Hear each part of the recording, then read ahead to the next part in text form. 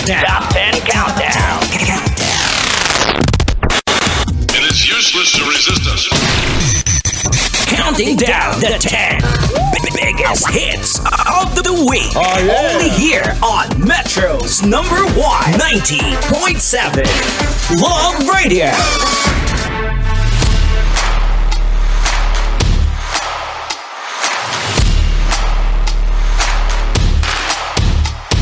Metro and Mega Manila, 11:46 on the clock. Kasama niyo pa rin po, Diego Bandido, right here on Love Radio's Top 10 Countdown.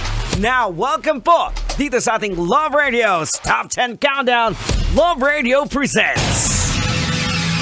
This is the Mano a Mano interview. At ngayon may makakasama po tayo ngayon. Isang bigatin! Ladies and gentlemen, without further ado, let's all welcome live in flesh. Kasama po natin dito ngayon sa Love Radio, none other than John Roberts! Hello bro, magandang umaga at umaga po. Welcome dito sa Love Radio. Ayan, John Roberts, JR, pwedeng short, di ba? John Roberts. Okay, is this your real name? John Roberts talaga? Okay. So si John Roberts, unang-unang tanong bro, taga saan si John Roberts? I'm from Bakakay, Albay, Bicol po. Uy, Oragon din. Mga tropa ni Conyo Bicolano. Siyempre, unang-unang question natin.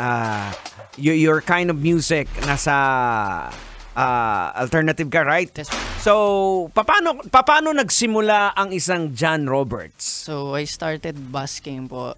Pandemic, tapos online Discord pa lang po nun. So, like, bawal pa po kasi tayo lumabas ng time na yun. So, sa internet platforms lang po ako tumutugtog kung saan po may mga open mics and free. And yan, balik pa tayo. Kailan nagsimulang nahilig yung music? Kailan nagsimulang nag-kick in na, ay, eto yung gusto kong gawin? Like, how young are you?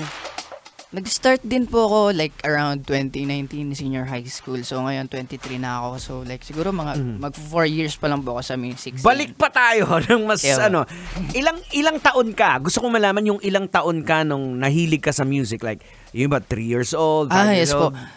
Ano po kasi, like yung family ko po kasi talaga is musically inclined. So, since birth po mahilig na po sa music, nakikinig. Pero yung sa pagiging artist naman po, lately na, like around 18-year-old pataas, doon na po talaga. Ayun, so parang exposed ka na doon sa family, yung sa pagdating sa... So, both your parents ba kumakanta? Opo. Ayan, so sino yung pinaka-influence talaga sa'yo sa brand of music, sa brand ng tugtugan mo?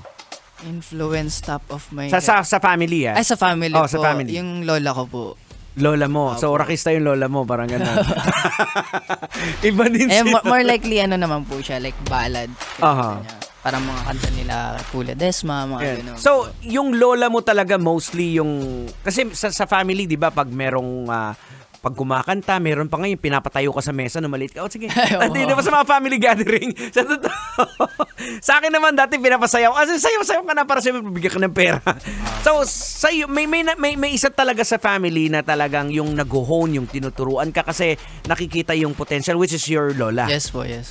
Okay. So, batiin mo muna si Lola. Ayun, shoutout po kay Mami Emma. Thank you po sa pag-guide. Kasi si Lola ko rin po yung parang nag-grace sa akin, and then siya din po yung nagtuturo like sa akin sa kung paano magsulat, kumanta, ganito. So you do write your songs? Yes po. Alam mo, sa lahat ng mga nakakausap kong mga artist, isa sa mga medyo mahirap na i-crossover yung pagsusulat Kasi it doesn't come just parang gusto ko magsulat, susulat ka. Kasi kuminsan 'di ba yung tono, yung melody, yun yung mahirap hanapin. Madali magsulat pero yung melody paano mo siya bubuhin. So sa'yo, paano kailan ka nag-start na magsulat ng sarili mong kanta? Sa akin po 2019 nag-start na po ako magsulat pero tula pa lang po siya nung time na yon. And then sabi po nila yung kapatid po ng mother ko, nagpapahelp po ako sa kanya kung paano mag-gitara. So, yung ginawa ko po is parang pinagsasabay ko habang kung ano po yung naisulat ko dating tula, lalagyan ko siya ng tunog kahit iilan na chords pa lang yung alam ko dati. And then, ngayon naman po, like, minsan po, sabay, habang sinusulat, tinahanapan ko na ng melody, or minsan baliktad po. Minsan tunog muna, or minsan sulat muna. O iyo ko minsan ang weird, ano? Yun yung mga weird na naririnig ko sa mga talagang musikero. Biglang walang lyrics, yung tono lang, yung melody lang.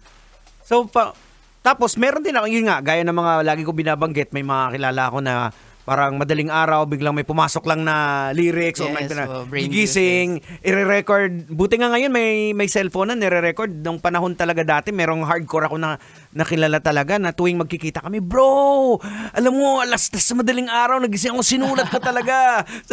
Sabi ko, ay, ganun ba bro? May mga ganun, ano? Real naman po. Kasi madalas din po, siguro sa akin, for me lang po, parang sa akin din nag-work din po yung parang brain juices ko, like pumapasok lahat random ideas, midnight eh. Kasi parang peaceful po yung oras na yun eh. Like 2 a.m., 3 a.m., sobrang payapa. Parang lahat ng tao is nagpapahinga na, ganun. So, may mga ganung ano, no, may mga ganun sa mga kagaya yung mga artist, may time na talaga na pumapasok yung idea. So may parang meron kang oras. So sa'yo mostly sa madaling araw. Yes po. Doon pumapasok yung idea. Meron naman yung iba, minsan kahit nakaupo lang sa inodoro, biglang may mga ganun, iba-iba yung dynamics, ano. Now, speaking of of influences, alam naman natin sa family yung lola mo. When it comes sa tugtugan mo, sa genre mo. Yes po. Local muna tayo. Local po, top of my head is yung 3D po, which is Bullet Dumas, Ebedancel and Jonoy. Then sila po yung local. Okay, for internationals naman. Sa international po kasi medyo malayo yung genre ang pinapakinggan ko. More likely mga rap, mga ganun po. Okay. Like Tyler, the Creator, ganun. Sila po yung mga pinapakinggan ko. So like, yung influence po talaga ng music ko is from local artists. Okay. All right. So, now let's talk about, of course, your single, which is Sagip. Yes po. So, ito yung sinulat mo. Ikaw kailan mo nasulat to? Naisulat ko po ito like September or like November last year. Last year. Yes okay. po. Tapos that time po nito magkasama kami ni Diwata. And shoutout sa'yo. And then, umalis po siya nung time na yun. So, naiwan po ako sa bahay nun. So, sabi ko, sulat ako, ganito, ganyan. And then, nag-release po ako sa TikTok no, ng parang onting part lang. And then, nagustuhan po nila. So, anong nangyari nun? Excuse me. So, bale, binuo ko po yung song. Then, pinarinig ko sa kanya, ganito, ganyan. So it started parang partial lang siya, parang hindi siya buo. Yes po. Like, parang humming lang, ganito, ganyan. Tapos, parang may other words lang. So, may idea. Then, so, yung Sagip, tungkol saan umiikot yung kwento nito? Yung kwento po nung Sagip is, ano po talaga siya, sobrang romantic niya. More likely parang applicable siya sa mga long-time relationship, mga mag-asawa na gano'n. Kasi parang kahit ano po yung pinagdadaanan po nila is andun pa rin po sila para sa isa't isa. No matter what happen, mag-i-stay po sa relationship. So, like, sa'yo ba nangyari na ba yan? Hindi pa naman po. Nangyayari pa lang siguro. Gano'n. So definitely parang sinasabi yung sa kanta, parang buod ng kanta is na kahit anong mangyari na you have each other, so dapat sagipin nyo yung isa't isa. Yes po. Kahit anong kabigat na problem. Oo, kasi hindi nyo kakayanin pag wala yung isa. So, may time. Kung minsan sa relationship, in all phases ng relationship, mapa girlfriend, boyfriend, o mag-asawa, may time na parang give up ka na, di ba? Yes, so, never give up, parang sagipin mo yung relationship, di ba? Sayang kasi yung ano. Pero para sa'yo ha, speaking of sagip, hanggang saan mo ba kayang sagipin ang isang relasyon? Sa akin po, hanggang sa buhos lahat lang ititira sa sarili. Ganun. Oy, grabe naman. Bigay talaga, wala namang ititira. Paano yan pag pinipilit mo sinasagip yung relationship, yung tao, tapos yung tao, ayaw niya na, bumitaw na? Wala na po yun. Ayan. Kailangan mo na. May song din po akong tungkol doon. Uy, may sequel. Nauna pa. Mas nauna pa? Nauna pa. Ay ba? Okay yan. Tama naman din yan. Kasi kung ang relationship is worth saving, nasagipin mo, then bigay mo Fight lahat. For it. Pero kung ikaw lang mag-isa lumalaban, wag na. Tap out na. Galing. Okay, now so nga, gusto ko malaman, paano ka na-discover? Paano po na-discover? Nag-start po to nung nagbabasking na rin online, tapos nakasama ko yung mga local artist dito. Like through online lang po. Nanonood ako ng gigs, and then pag may mga open mics po sa Bicol na events, nung medyo na siya, post-pandemic, yun po, tinatry ko pong sumalang, ganito, ganyan. Then may nakilala po akong producer noon, si Kuya Carl. Siya po yung nag-produce ng other songs ko.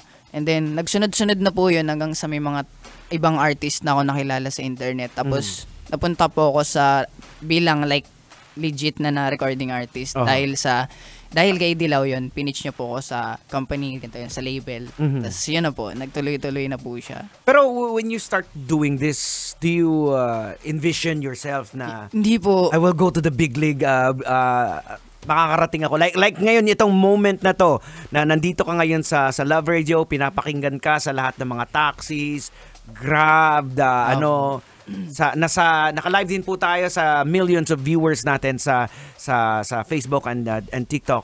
Do you imagine this na mangyayari to? Hindi po.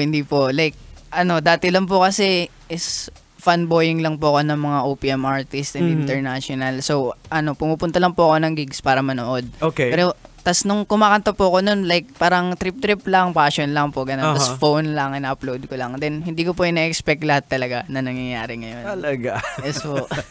Wow. Pero, aside from being a musician, ano ba si Jen Roberts? Ano bang hobbies, pinagkakaabalahan? Yes po. Pinagkakaabalahan ko po ngayon talaga is school since graduating po ako. So, yung course ko po is Performing Arts and Theater sa Bicol University po. Yes po. Hobbies ko naman po madalas. Dati po, volleyball, ganito, ganyan, computer games. Pero ngayon po, as in, puro na lang sulat, gano'n. Okay. More likely, school, career, ganun po. So, you're into art talaga? Yes po. Ang arty mo naman. Okay, now I'll just give you time sa mga taong tumulong sa'yo, sa mga taong naniwala sa'yo. Definitely, may mga tao ding walang tiwala sa'yo, di ba? May mga, in some other ways, may mga napagdadaanan tayo niyan eh. And syempre, hindi naman ako exempted yan. May mga tao na nandiit sa'yo, di ba? Pero again, sa mga taong sumuporta, naniwala sa'yo, well, I'll give you time na pasalamatan sila. Unang-una gusto ko po magpasalamat kay Kuya Carl. Ayan, siya po yung nakatulong sa akin. Sumunod po dito is sila Diwata, sila Ellie, yung iba Ellie, and also yung family ko sa pag-support sa akin. And yung loved ones ko po, thank you for the full support. Ayan. Tsaka, sa friends and yung community po na nabubuo ngayon sa internet. Shoutout sa inyo. Yung mga, meron na po kasi parang group pages, and then may admins na. So, like, sila na po yung gumagawa ng mga platform, ganito, ganyan. They promote me. So, ayun, gusto ko magpasalamat. Yan. Now, speaking of social media, ano yung social media account mo sa mga gustong i-follow ka? Yes po. Yung Instagram ko po, you can follow me, _Jan Roberts. And yung Facebook, Spotify, YouTube, Jan Roberts lang. So, JANROBRTS. Yeah. So, yun. Curious lang ako, Jan Roberts. Name lang ba yan o yung apelido? Name lang po. Name lang. Like, akala ko mag-anak mo si Julia Roberts. Kasi ang pagkakaalam ko po, parang galing po yung name ko sa American singer din, which is Jane Roberts po yung pangalan. Pero girl po siya. Okay. So, yun po. Anyway, so eto sa mga kabisyo po natin, dahil nandito ka rin din naman at may hawak-hawak kang gitara. Yes po. Ayan, so pwede ba naming mapakinggan kahit sample lang ng yung awiting sagip, dahil ipi-play naman natin yan lahat. Sige po. Para hindi sila mabitin. Kahit first verse lang po ba? Or first verse hanggang chorus. Sige mas po. maganda. Okay, so ladies and gentlemen, here we go. Live in flesh, Jan Roberts with Sagip.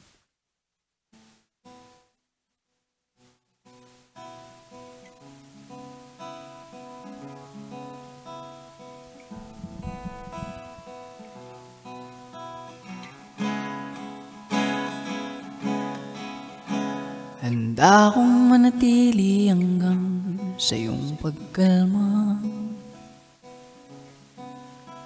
magsisilbing lakas mo tuwing nanghihina ka, patatahanin kita kapag may problema ka, tadamayan ka sa lahat aking sinta. Kahit gaano man kalalim,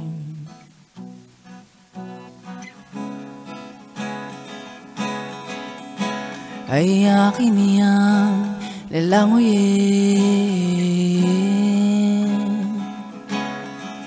Kahit gaano man kalalim,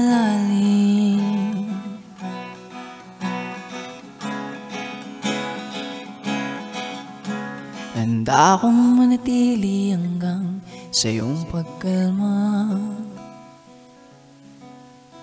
Magsisilbing lakas mo tuwing nanghihina ka. Patatahanin kita kapag may problema ka. Gagabayan ka sa lahat, mahal kita. Wow! Galing! Parang gusto kong tapusin. Parang hinihili ka, parang ang sarap kantahin sa mahal mo, di ba? Yes po. Habang pinupulbuhan mo. Pwede rin po siya sa wedding song. Ayan, oo. Alright, so again, bago nating patugtugin yung buo, alam ko nabitin sila. Baka meron ka pang gustong pasalamatan? Wala ka na bang nakalimutan? Gusto ko po magpasalamat kay Sir Joey. Yan, kasama ko po. Tsaka po kila Sir Kelly and sa other management po. Ano pa ba? Wala naman na... shoutout din sa mga classmates ko from BU na nagsusupport sa akin. So, yun po. Thank you po. Alright, so thank you very much, bro. Again, it's an honor na nakasama ka dito, nakahuntahan ka dito sa ating programa. Alright, so thank you very much. Thank you so much po. Good luck, God bless, and the more power. And hopefully, malay natin, sa ilang susunod na mga araw, yung awitin mo kasama na dito sa ating Top 10 Countdown. So maraming salamat uli, and so much, God bless. So here we go, ladies and gentlemen. Here's a song coming from John Roberts with Sagip, right here on Metro's number 1. Handa akong manatili hanggang... Kailangan pa bang i-memorize yan? Love Radio. Basic!